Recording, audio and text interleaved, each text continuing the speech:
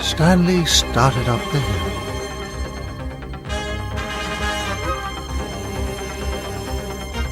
It was very steep. Stanley was doing his best. Stanley was using all his huff and all his puff. The trucks clanked and creaked. The train was far too heavy. Stanley's wheels spun and slid.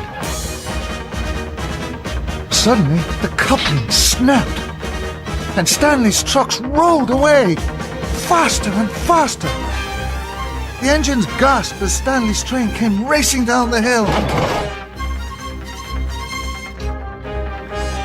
It smashed into the tower.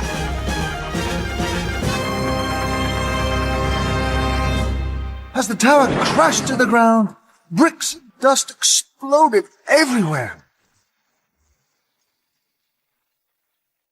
All the hard work was wasted. The engines gasped in horror, and Thomas felt worst of all. He knew it was all his fault. The Fat Controller and Miss Jenny came to see what had happened. "This is a disaster," boomed the Fat Controller.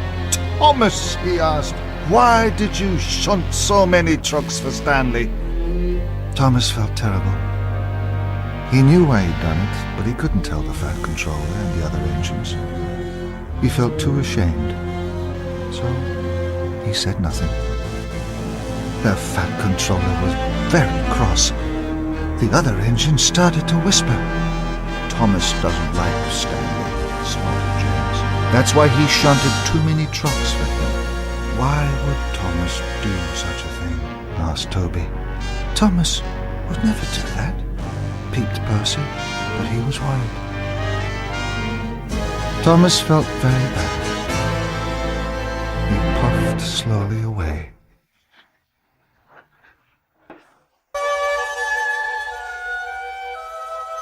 Thomas found an old track. He wanted to be alone. "The other engines don't want me around," he puffed sadly. "They wish I wasn't here at all." Stanley puffed towards Thomas. He saw that Thomas looked sad and alone.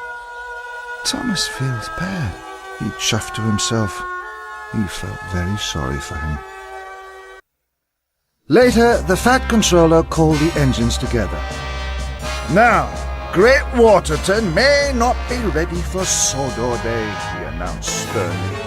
The engines gasped. "Miss Jenny's crew will load the rubble into the trucks tonight. But this means extra work for all of you," he added. "Tomorrow you will start to shunt the trucks away to the sidings." Thomas had let down the Fat Controller. He had let down the other engines, and he had let himself down. The other engines started to chuff away. No one spoke to Thomas. He was no longer in charge, and he felt he was no longer wanted.